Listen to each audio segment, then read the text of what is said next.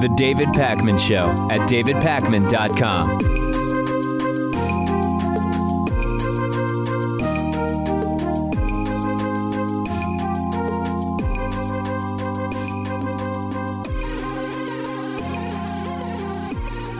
Well, here we go again. Yet another Donald Trump Muslim majority nation immigration ban has been signed by executive order. We had the first attempt, total disaster, ruled illegal, unconstitutional by a federal court. White House officials said in private that they believed it actually damaged Donald Trump's presidency, the total disaster.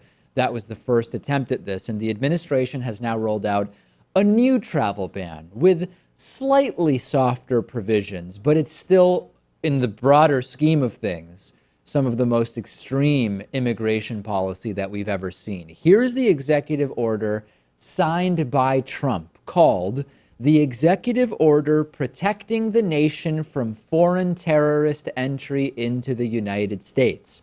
Here's DHS Secretary John Kelly saying just how great this is going to be for everybody. Today's executive order, which President Trump signed this morning, will make America more secure and address long overdue concerns about the security of our immigration system. We must undertake a rigorous review and are undertaking a rigorous review of our immigration vetting programs to increase our confidence in the decisions we make relative to visitors and immigrants that travel to the United States. Yeah, what a ringing endorsement. Super excited guy there. Anyway, Attorney General Jeff Sessions and Secretary of State Rex Tillerson were also at this press conference. Nobody took any questions. The problem is, of course, that a leaked document last week made clear from DHS itself that the first immigrant ban wouldn't have been an effective means of stopping terror. The order that Donald Trump signed yesterday bars entry to the U.S. by people from 6 predominantly Muslim countries, the same list from attempt number 1, except Iraq has been removed. So we're talking about Iran, Libya, Somalia, Sudan, Syria, and Yemen. The White House figured out that if you ban people from Iraq, it might hurt our image over there as we fight ISIS. And removing Iraq from the list was actually Defense Secretary Mattis's idea. But Donald Trump has threatened to add other countries to the list, including Iraq, if the White House doesn't feel that they're cooperating with the United States enough. A major point, aside from whether you agree with this type of policy, is that the list doesn't include any country from which anyone has come and committed terrorism on U.S. soil, although undoubtedly Iran, which is on the list, major exporter of terrorism around the world, including to my birth country of Argentina. The list still excludes countries with terrorists where Trump has business ties, like Saudi Arabia and Egypt. That's separate from whether this is a policy whose type makes sense generally, and I believe that it really isn't. The major provisions of this policy are that almost no new immigrants from the updated list of countries will be allowed to enter the U.S. for at least the next 90 days. The order also got rid of the permanent ban on Syrian refugees, but almost no refugees from any country will be let into the U.S. for the next 4 months. Here is a couple different things from the travel ban. Number 1, the Secretary of State shall suspend travel of refugees into the United States and suspend decisions on applications for refugee status for 120 days after the effective date of this order, subject to waivers. Donald Trump can renew those bans when they expire. The order also caps refugees at 50,000 per year. That's less than half of what was allowed under President Barack Obama. There's a section of the order that actually seems almost like it's resentful and defensive about the court having, numerous courts having blocked the first order, where the order says, Executive Order 13769, the previous one, did not provide a basis for discriminating for or against members of any particular religion. That order was not motivated by animus toward any religion. The reality is that during the campaign, Trump said plainly he wants to ban Muslims from the U.S. They also wrote in language that keeps with their accusation that terrorism and immigrant crime don't get enough publicity in media. This reads more like a political rally speech than it does an executive order on immigration. Another quote from it that I'm referring to be more transparent with the American people, DHS will collect and make publicly available the following information. The number of foreign nationals in the U.S. who have been charged with terrorism-related offenses and the immigration status of foreign nationals charged with major offenses. The order doesn't explain how our already rigorous vetting system is going to be ramped up. This leaves room for officials to just sort of come up with something later, saying, quote, the Secretary of Homeland Security shall conduct a worldwide review to identify whether and if so what additional information will be needed from each foreign country to adjudicate an application by a national of that country for a visa, admission, or other benefit, in order to determine that the individual is not a security or public safety threat. So, differences from the first ban to this ban. This order will make more exemptions for people from banned countries than the first order did. This order also exempts current permanent residents and visa holders from who are trying to re-enter the country. This should prevent those situations where you had permanent residents and visa holders originally from the listed countries who were out at the time the first order was signed, getting stuck at airports trying to come back in. It also gets rid of that clause about preferential treatment for Christians. So the administration has made this ban somewhat lighter, more narrow, presumably hoping to avoid the backlash from the first order. A recap of what this order does. New immigrants are barred. Green card holders from the countries listed are exempted from the ban. Diplomats from the listed countries are allowed. All refugees from the countries are barred. Dual nationals are allowed into the U.S., and Iraqi nationals are allowed in, which Iraq, not on this list, was on the first list.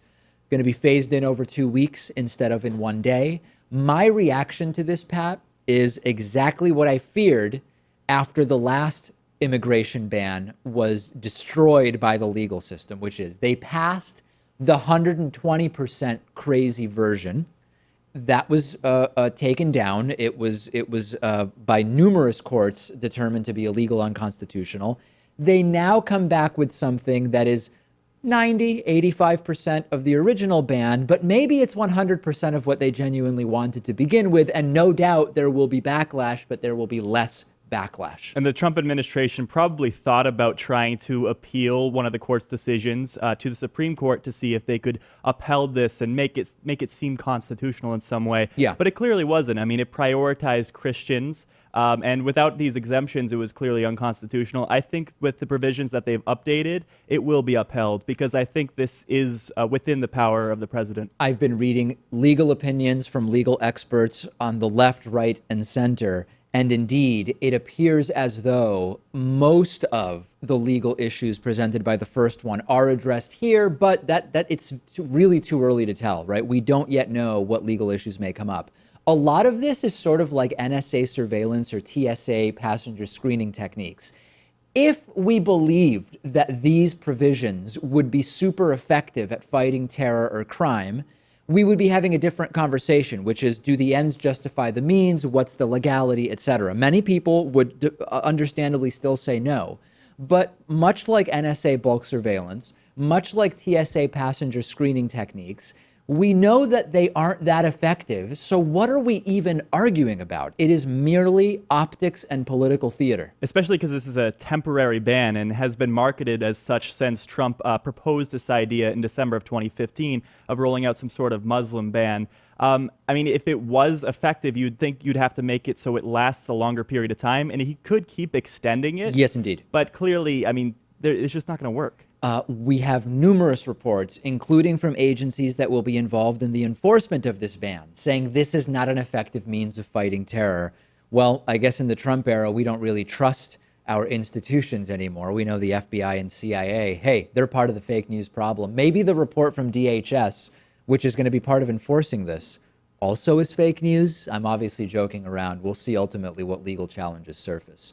There is a blockbuster story being reported with explosive claims. This is a developing story There's a former NSA analyst claiming that Donald Trump is targeting American journalists with help from Russian intelligence. I'm referring to John Schindler, who's a security expert, former counterintelligence officer. He tweeted very recently, and we have the tweet for you, learned from a very reliable IC sources, intelligence community sources, that Trump White House, with help from Russian intelligence, is targeting American journalists. Rough road ahead.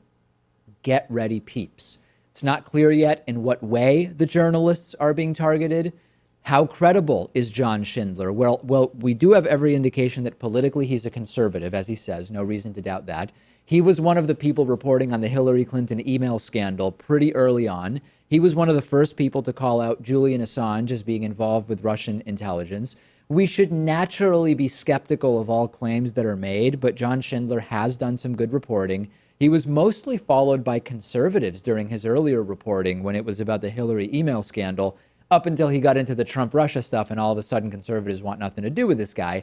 But his credentials check out. He's been tuned into more or less every national security scandal that has come up recently. He could have ulterior motives that aren't clear yet, and his detractors, Pat, are already only talking about he had this sort of minor scandal he was involved in where he sent a woman pictures of his penis, which doesn't exactly communicate the best judgment for a former intelligence officer. But that being said, we still have to analyze the claims for what they are. Evidence has not yet been given to support the claims, but historically, someone that generally has been on top of national security stories. Yeah, I mean, just because he's conservative, though, that doesn't mean necessarily he's a Trump supporter. So course. I have every reason to be skeptical here. I also find it kind of hard to believe that the Trump administration would continue working with Russian officials after all these hacks and leaks came out. You'd think that they would have the mind to stop doing that, but That's maybe a fair they're just point. that brazen or that stupid, I guess. We know that they're brazen, and there's a lot of evidence to suggest that they're stupid, but you would think even the dumbest, most brazen people would say, hey, you know what? Every day there's breaking news about our connection to Russia. Maybe we'll stop working with Russia for now, if indeed we are. That's a fair point. I don't know exactly what those conversations are like. But yeah, the Russian news is not good over the last week, including, of course, that Trump Attorney General Jeff Sessions met twice with the Russian ambassador to the U.S. last year, was deceptive about the meetings. We, just a few weeks ago, had National Security Advisor Michael Flynn resign in total shame after having lied about the subject matter that he discussed with the Russian ambassador, which did include sanctions, U.S. sanctions on Russia. And a new poll found that a majority of Americans would support a congressional investigation into the claims that the Trump administration has close ties with Russia and did during the presidential campaign. So, all not good. We will follow the allegations from John Schindler, see if we have evidence supporting them, but explosive claims, and we will see what happens. I'm on Twitter at @DPacman. Follow me there. The David Pakman Show at davidpakman.com.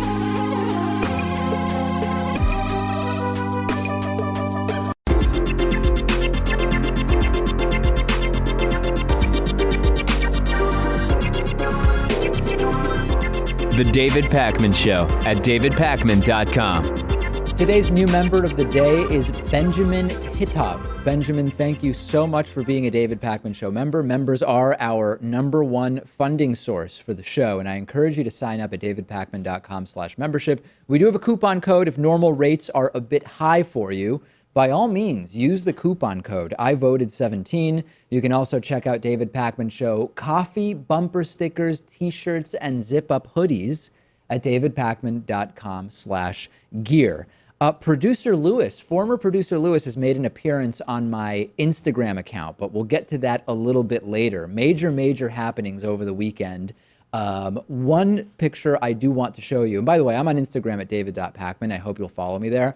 Right outside the studio, there's a spot. It's sort of like 2 billboard slots, and they change pretty frequently. And at a certain point a few days ago, it was the funniest combination. On the left, there was one for Weed Maps, which is a new app available presumably in states that have legalized recreational marijuana, which show you where the dispensaries are, okay? And next to that, on the same billboard structure, an ad for a company that tells you there is evidence for God, Pat. Weed maps, there is evidence for God. And I've seen that there is evidence for God people advertising on other billboards before, never next to the weed maps. And a bunch of people pointed out that the same combination was elsewhere in Boston. I wonder if weed maps deliberately said, we want to buy right next to there's proof of God people. Or maybe the Rastafarians are putting these two together.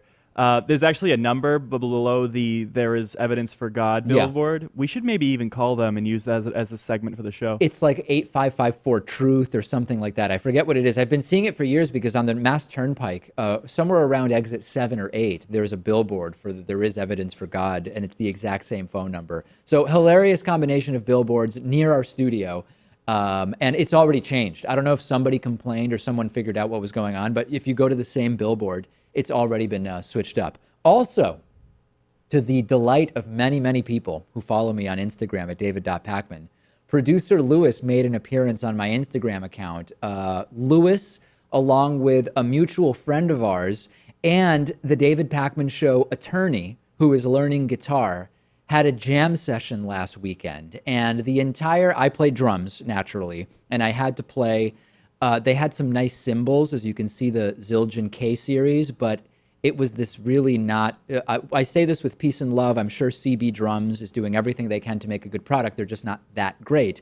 I was relegated to playing a CB drum kit. And the entire experience was made a little more complex by Lewis insisting on shredding metal riffs at high volume with high distortion when we were just trying to have like a casual jam session. And people loving the picture, former producer Lewis making an appearance on my Instagram account. What do you make of all this? Well, you're going to need a double bass pedal to play along with the metal riffs. It looks like you were able to take a break for some period of time to snap a picture. Yes, indeed. So maybe that was at a time where everyone was kind of taking it easy for a little bit and getting into the drums. Let's go with that. By the way, there's another music-related story, which at some point maybe Pat will allow me to talk about. Sure. But that's for another day, right? You have enough scandals going on right now. I don't want to create a new firestorm. Yeah, let's put that off for another day. Follow me on Instagram, instagram.com/david.pacman, or search Instagram for David.Pacman.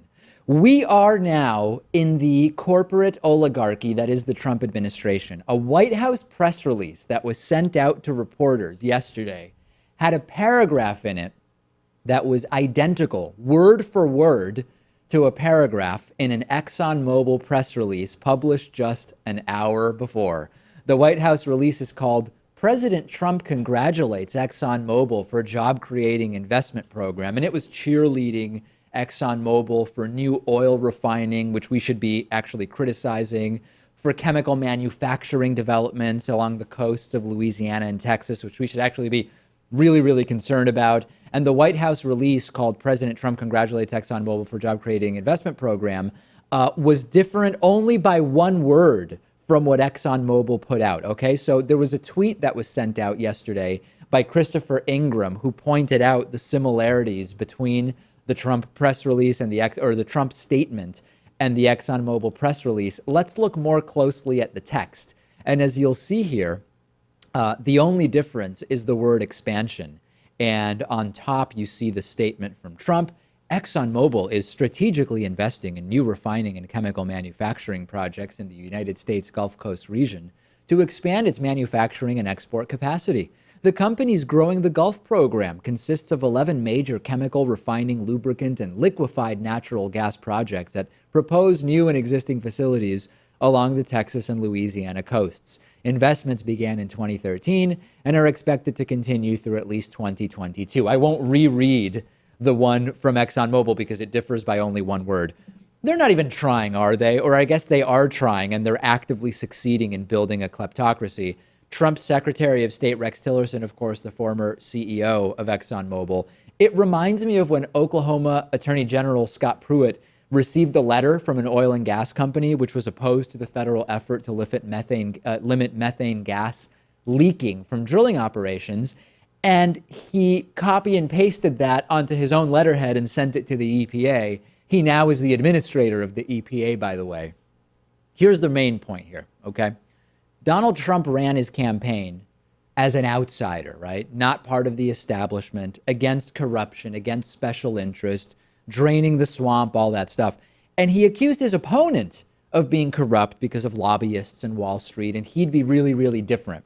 And now his administration is not figuratively, but literally copying and pasting propaganda from ExxonMobil, filling his cabinet and advisor roles with Goldman Sachs people. ExxonMobil has become a voice of the administration in the literal sense. They are just repeating propaganda from ExxonMobil, a company that knew for decades about the harmful effects of their activities to the climate and covered up that data. That now has become the official word of the Trump administration. And in another angle here, too, it's another example of Donald Trump taking credit for something that Barack Obama did, because this investment started in 2013. And you could say now they're amping it up. Really, they shouldn't be doing that, because we should be looking towards alternative forms of energy. I don't think a Democratic president would have allowed them to make this investment even more money over a longer period of time. You're probably right. And some portion of voters were, of course, concerned that Hillary Clinton was too cozy with Wall Street because they paid her to give speeches. It's actually laughable now to say, oh, we should have been so worried about Hillary's speeches. Trump's connections to Wall Street, fossil fuel companies, and all sorts of special interests are hilariously overshadowing the concerns about Hillary's speeches, but it won't matter. Because if you survey Trump supporters, more than half think that millions voted illegally for Hillary Clinton. 2/3 believe that unemployment went up under President Obama, when the reality is it decreased around 50%. Nearly 3/4 of Trump supporters believe that people protesting Trump after the election were paid by George Soros. And more than half of Trump supporters question whether President Obama was even born in the United States. Copy-pasted language from ExxonMobil isn't going to mean much to most Trumpists. And there's a case to be made that the entire Trump-Russia thing, whatever it is, right, has oil, Russia, and ExxonMobil at its root. When you look at the number one export of Russia, when you look at the geopolitical relationships related to oil that Russia would love to be increasingly involved in, more and more people, Pat, have been emailing me saying, David, you know, if you really want to understand Trump-Russia, look at ExxonMobil and look at fossil fuels. And there's a very interesting case to be made there. President Donald Trump doesn't believe FBI Director James Comey that President Obama didn't wiretap Trump Tower during the presidential campaign. Allegations were made by Donald Trump over the weekend that without any evidence that President Obama wiretapped Trump Tower. Through a spokesperson, Obama has denied that. Former Director of National Intelligence James Clapper has denied that. The White House has provided no evidence to support its claim. Comey has not publicly addressed Trump's allegation, but we now have it from multiple media outlets that James Comey asked the Department of Justice to come out and publicly say, no, President Trump's accusation is absolutely untrue here. And asked by ABC's Good Morning America host, George Stephanopoulos, if Trump was willing to accept the denial of, again, his own FBI director, White House spokeswoman Sarah Huckabee Sanders said he was not, saying, quote, you know, I don't think he does, George. I think he firmly believes that this is a storyline that has been reported pretty widely by quite a few outlets. The wiretapping has been discussed in the New York Times, BBC, Fox News, and we believe that it should be looked at by the House Intelligence Committee. The head of the executive branch, Donald, is accusing the FBI of lying and covering for a former presidential administration. This is not normal. This doesn't make Donald Trump a truth teller, not a tooth teller, not a truth teller either. It doesn't make him a swamp drainer. It doesn't make him a patriotic cowboy.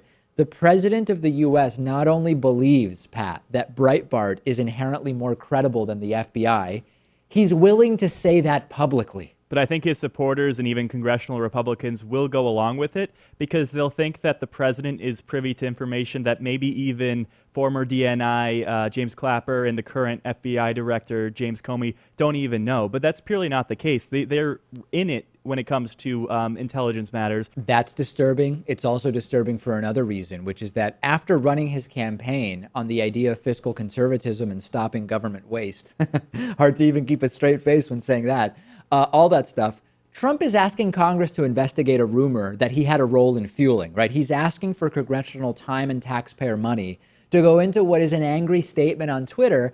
And it's not the first rumor or crazy notion that Trump has called for investigations over. The 3 to 5 million supposed undocumented immigrant or otherwise illegal votes for Hillary Clinton, something that also didn't happen, is something that President Trump has called for taxpayer money and congressional time to go into. When you have a president that demands a daily briefing, that demands daily briefings be presented in single page form, 3 to 4 bullets, mostly pictures and graphs, this is the type of thing you get. Taxpayer money going towards investigating rumors that he fuels on his Twitter account. And I just want to point out that we've had our own criticisms when it comes to FBI Director Comey. Sure. Because of the press conference he had about Hillary's emails and seeming to open the case up just days before the election, No giving doubt. that appearance. But we never questioned the veracity of the claims that he was making. It was purely about timing. So I don't think that's a fair accusation to make. No doubt about it. This is being heavily discussed on our Reddit discussion forum. I encourage you to join us there, davidpakman.com/Reddit. That is davidpakman.com/REDDIT. Back after the break. The David Pakman Show at davidpakman.com.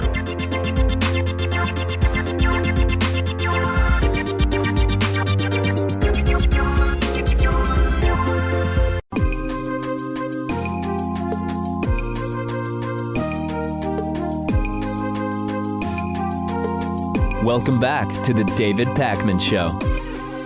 We're continuing our conversation today with theoretical physicist, author, and NPR commentator Marcelo Gleiser. His most recent books are The Island of Knowledge and The Simple Beauty of the Unexpected. So yesterday we were speaking about the nature of and our changing understanding of reality and whether humans can have sort of an objective understanding of what we call reality.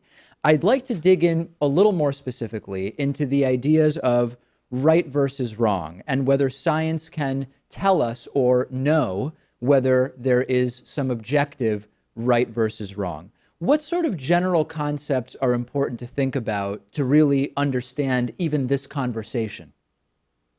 Well, the first thing to understand is that the way science works is by gathering data about the world through observations and experiments. So when we talk about right and wrong, you can always say that things can be right within a certain level of understanding. So let me give you an example to make that clear. If you think of Newton, so Newton, 1686, developed a theory of gravity, which is called the universal theory of gravity. With that, he explained the orbits of the planets around the sun. He explained the tides on Earth. He explained why the Earth is not a perfect sphere, but is actually slightly flat on the poles because it's spinning. A bunch of things. He explained the orbits of comets. So that theory, in a sense, is right because it is being used to explain all sorts of phenomena that we are observing, and with very good precision. So if you're going to shoot a rocket to Jupiter, that's what you're going to use. You're going to use Newtonian gravity, right? But if you push the theory beyond its limits, it starts to fall apart. So if you go to circumstances where gravity is too strong, so if you're close to a star like the sun, or if you want to be more dramatic, if you're close to the giant black hole at the center of the Milky Way, which is a big thing which weighs about 3 million solar masses, then if you try to use Newton's theory to explain what's going on next to these things, you're going to make mistakes.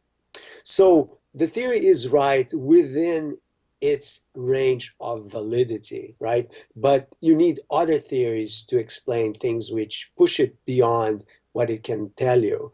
And that's very important because right or wrong depends on the context. So you have to contextualize the question. So if I pick up, here on my desk a pencil, right?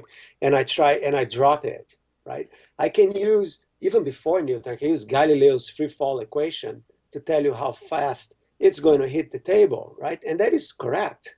But I could never do that in next to a black hole or next to the sun because it wouldn't work, right? So I think it's extremely important to understand that. So, and this is the simple stuff, right? I'm not even talking about the theory of relativity, where you can have two people observing the same phenomena and disagreeing with what they're seeing just because they're moving with respect to one another. Right? So on So that for note, I mean, the context that you referred to that's sort of necessary to frame what principles can be used to analyze a situation, that's sort of become very politicized, for example, within the world of climate science. And you often hear from so-called climate skeptics who will say, listen, the scientific method has its flaws. So-called scientists have been wrong in the past, and thus it's really difficult to know with any degree of certainty what the objective truth is today about the impact of humans on the climate. What is being sort of misused or perverted about the scientific method by that assertion from climate skeptics? That's a great question, very timely, actually.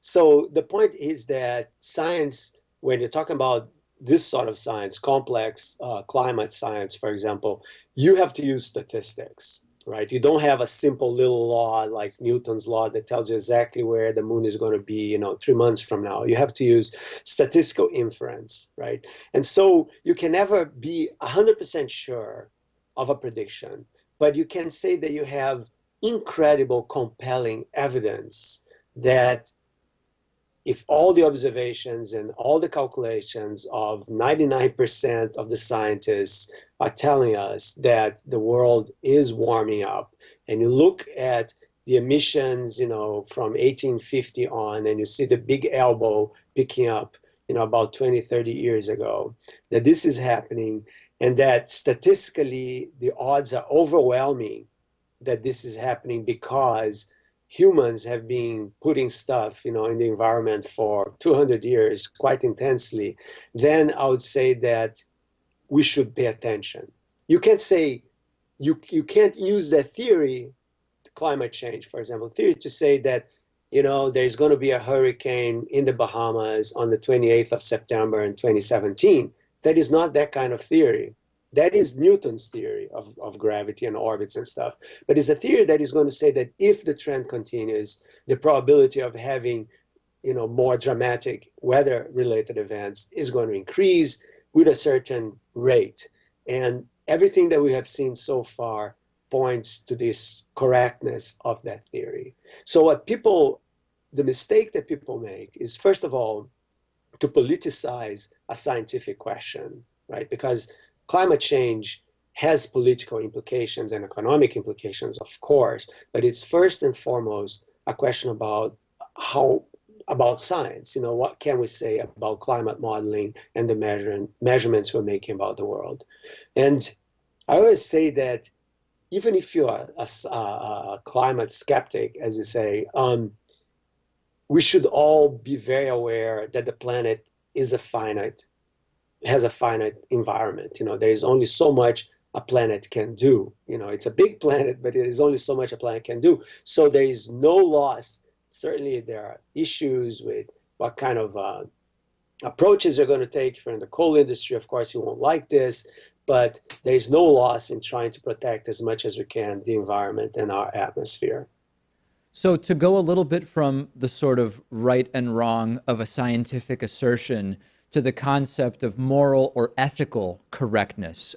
Sam Harris has written The Moral Landscape. There's been a lot written about whether or not science, rather than religion in many cases, can tell us what is morally or ethically right or wrong. What are some important considerations when we evaluate science's ability to tell us objectively whether something is ethical or unethical, moral or immoral? That's a question that if people are going to try to use cognitive neuroscience, to find out where morality sits, I think that's just not going to go anywhere. That is a question where you really need not just science, but you need the humanities as well. So I always say that science is actually amoral. What has morality is how you choose to apply the scientific knowledge, right? So I actually just wrote something on NPR about this a week ago. Does science know right from wrong?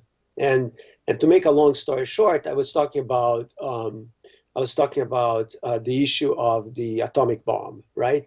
And the fact that it was deployed in a civilian population. Who made that choice, right? Well, it turns out that the scientists had an agreement with the state. And this relationship between science and state is a very complex and fragile one, because scientists need the state in order to fund their research, and the state needs the scientists in order to advance their defense agenda, right? But at the end of the day, the decision on how to use the scientific developments comes from the people in power. And as we know from history, those people in power are not the scientists, right? They are the people in the executive branch of government, mostly, right? Military. So the point is, the only solution here, according to me anyways, is you have to be very aware of who are the leaders that you're choosing and who you're choosing to work for. So perhaps at the individual level, the scientist has the choice of aligning him or herself with the leadership that he or she chooses, or working with the corporation that he or she chooses within a certain limit, because people have to eat and have to get jobs. But the point is that the moral choices come not with the use of the scientists, of the science by the scientists, but how you choose to give what you know to the people that actually have the power to use what you know. Do you, where do you fall on the idea that maybe the concept of morality or ethics does lend itself more to some of the subjectivity of the humanities, but that science can very definitively measure, for example, well-being, right? And well-being could be defined as, life expectancy, or the number of people who would be saved versus the number of people who might perish if a certain medication research program is put forward. Talk a little bit about that. I mean, what can and can't science measure in an objective way? Well, there is no question that there is the feel good thing, but there are bad things that can make you feel good as well, right? So it's really very subtle to say that science can be used as a measure of wellness. I think, because you can be a drug addict, and that's very bad. But if you take heroin, you're going to feel better, and you're going to see all these endorphins in your system. And so, are you using science in the right context here? Or are you just fooling yourself because you see the endorphins there, right? So I would be very, very careful when people start to push science into these sorts of realms, because this is really not, I believe, what science is about.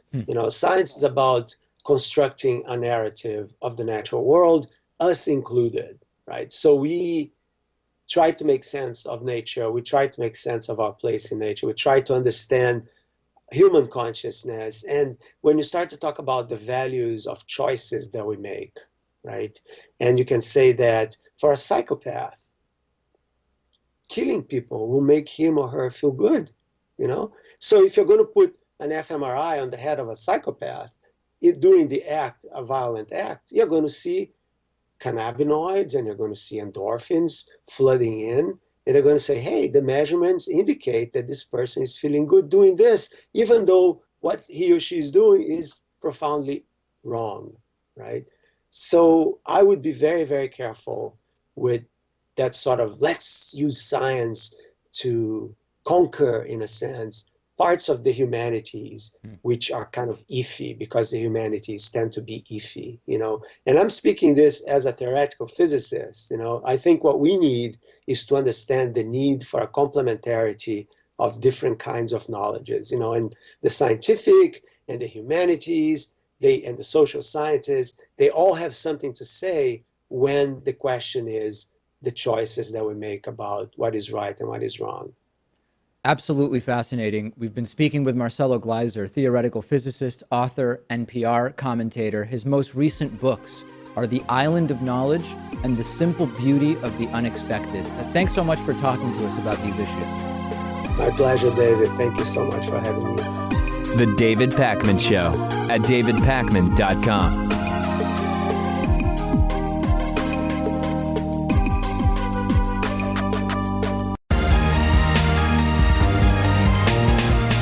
The David Pakman Show at davidpakman.com. Fox News' fake national security expert story is getting funnier and funnier and funnier. To remind you about this, 2 weeks ago at a rally, Donald Trump alluded to a Swedish terrorist attack. Attack never happened. Then Trump went on Twitter and said, oh, I was referring to something that I got from Fox News. Fox News, probably to try to defend Trump and themselves, had a supposed Swedish national security advisor on the O'Reilly Factor to talk about the perils of immigration and the crime it's causing in Sweden. Here's a reminder about this insane interview that Bill O'Reilly did. Joining us now from Washington, Niels Bildt, I should say, a Swedish defense and national security advisor. There is a problem with socially deviant activity. There is a problem with crime. There is a problem with areas or hotspots of crime. So that guy who goes by Niels Bildt, but whose birth name was actually Nils Tolling, ended up being a total fake. They went and actually asked real Swedish national security experts, do you know about this guy? And everybody said, no, we have no idea who that is. We covered that last week. Turns out the guy hasn't been in Sweden for more than 20 years, et cetera, et cetera. That's where we were last week. It gets even better. Sit down. Or it gets even worse, depending on who you are. Bildt went on TV to talk about the problem of violent criminal immigrants in Sweden. It turns out that Bildt is a violent criminal immigrant to the United States. According to court records from Arlington, Virginia, Bildt, who again, his last name was Tolling until he changed his last name, was convicted of obstruction of justice, being drunk in public, and assaulting a police officer all on the same day in 2004. And we have, we did a search on the Arlington General District Court Records website. He was sentenced to a year in jail, as you can see in this second document here. Ended up serving only a month.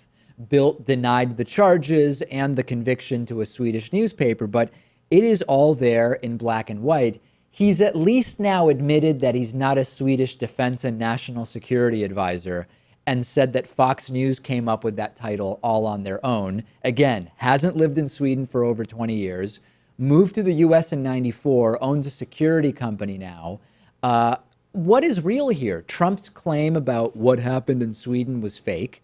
The idea that Niels Bildt was a Swedish national security expert was absolutely and completely fake. And it turns out that the issue he went on to talk about, which is immigrants who come over and commit crime, he is one of those immigrants who goes to a different country and commits crimes. It just goes to show that there's always racial undertones when conservatives talk about violent immigrants. So in the case of Melania Trump, she did work in the United States illegally in the 1990s. She as was, a model. A Slovenian model. Yeah. But no one really seemed to care because she wasn't Hispanic, she wasn't Arab. I think it has to do a lot with the race and the culture of the immigrants, more so than the actual act of immigrating itself. It's race and class as well as nationality, but you can't separate and say it's just one or the other. And obviously, race is a factor. Class is connected with that as well when you think about the Melania Trump situation. And it's absolutely pathetic what is going on, not only with Donald Trump and Kellyanne Conway and Sean Spicer and their non-existent terror attacks, but also with just the layers upon layers of nonsense that are surrounding this on Fox News. Ben Carson referred to black slaves as immigrants, which was really weird to people who know anything at all about the difference between immigrants and slaves. You might recall that former presidential candidate Ben Carson was appointed and confirmed to be Donald Trump's Secretary of Housing and Urban Development. And it didn't make sense then, and it doesn't make sense now, why Carson is Secretary of HUD. My one thought at the time was, well, Carson's black, and Trump associates the word urban with black people, as we saw during the campaign. So we heard, oh, urban development, I know a black guy, this neurosurgeon and inspirational speaker, Ben Carson, let's put him in charge of HUD. Anyway, he now is Secretary of HUD, and yesterday he addressed the staff of the Department of Housing and Urban Development, and he gave a bogus speech devoid of all meaning. But one weird thing that happened is he referred to black slaves brought to the U.S. against their will and forced to work for nothing, and many of them being raped, as immigrants, which was odd, to say the least. Here's the video. A land of dreams and opportunity. There were other immigrants who came here in the bottom of slave ships, worked even longer, even harder for less. But they too had a dream that one day their sons, daughters, grandsons, granddaughters, great-grandsons, great-granddaughters might pursue prosperity and happiness in this land. Yeah, those immigrants who came in slave ships who worked harder for less. You mean worked for nothing after being kidnapped, right? Their dream was they wouldn't have been taken by force as slaves. They weren't working hard for a better life. They were working as hard as necessary to avoid getting whipped or raped by some white guy. The best explanation for this that I've heard of so far, or that I've been able to come up with, I guess, is that he was on Ambien, and we know that he often seems kind of like either a hypnotherapist or like he's on Ambien, and he doesn't recall saying any of this. Unfortunately, that doesn't appear to be the case. A very, very odd situation. And if you're kidnapped and forced to work under threat of death and rape, are you really an immigrant working for a better life? I mean, it's insane. No, you absolutely aren't. I really just think it's a poor choice of words. That's my take on it. I don't think there was any malice behind what he said. It's ignorance more than malice to me, right? I mean, you're talking about people who were stolen and treated like animals. That's yet another story of immigration. Because the word immigrants seems to imply that you're coming over voluntarily and that you're looking for a better life. Yeah. And for the 200 plus years that we had slavery in this country and in the colonies, that certainly was not the case. That was not the experience. By no means. And CNN brought on Black Trump supporter Paris Denard to defend Carson, and he did by trying to loop in Martin Luther King.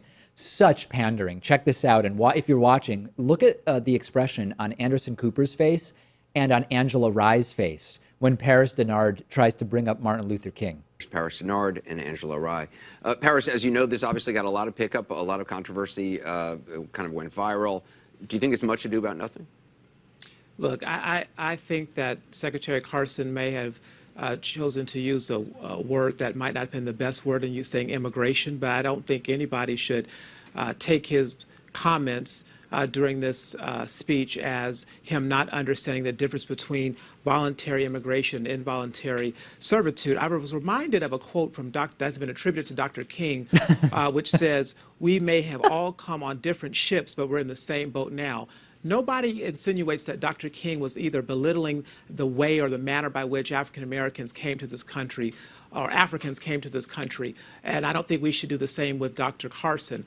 That quote has nothing to do with what Ben Carson said. That's what we call a straw man argument. And there's another defense I've heard, which is, oh, Carson was just speaking extemporaneously. That's not really a defense. At some point, you have to be accountable for your words. At least this time, Paris Denard didn't just call CNN fake news, and that was his argument. Yeah, last clip we had of Paris Denard, Don Lemon shut down his show because Paris Denard just insisted that the segment he was participating in was an example of fake news. We have a voicemail number. It's 219-2-DAVID-P. Here's an interesting little question that came in. Hi, David. This is Nick. I'm calling from Naperville, Illinois. I had a question. During your last live stream, you said that you were culturally Jewish, but not religiously Jewish. I was wondering, do you still do you abide by the rules of eating kosher or not? Or no? Thank you. Right. I don't. I never have abided by the rules of kashrut, as it's called, and I currently don't. However, I don't eat pork. It has nothing to do with religion, however. It just has to do with my research and understanding of not only the biological reasons why eating pigs is not particularly healthy, and my love for pigs, which are as smart or smarter than dogs, very social animals, blah, blah, blah, blah, blah. I've talked about it before. So it's been many, many years since I've had pork or pork products. Interesting. I also don't eat pigs, and I also don't eat kosher, so I guess we're on the same page with that one. Yeah, as far as that goes, we're on the same page. Yeah, but no, nobody in my family keeps kosher or anything like that. I'm not part of a religious family whatsoever. On the bonus show today, Donald Trump may not last a year, according to the money that people are betting. I'm going to talk about some of the betting sites that are wagering on how long Donald Trump will last as president. I have a story about shark fins in Hong Kong. And we are going to talk about what I am now referring to as the Patrick K. Ford controversy. That's what I'm calling it after yesterday's voicemail. On the bonus show today, we will talk about the Patrick K. Ford controversy. And if you've missed that, I'll tell you what it's all about. That's on the bonus show. There's one way to get access to the bonus show. That's by being a David Pakman Show member. You can sign up at davidpakman.com/membership. You can pay the regular price, or you can also get a discount by using the coupon code IVoted17. You will save a bunch of money, but you'll still get 100% of the member benefit.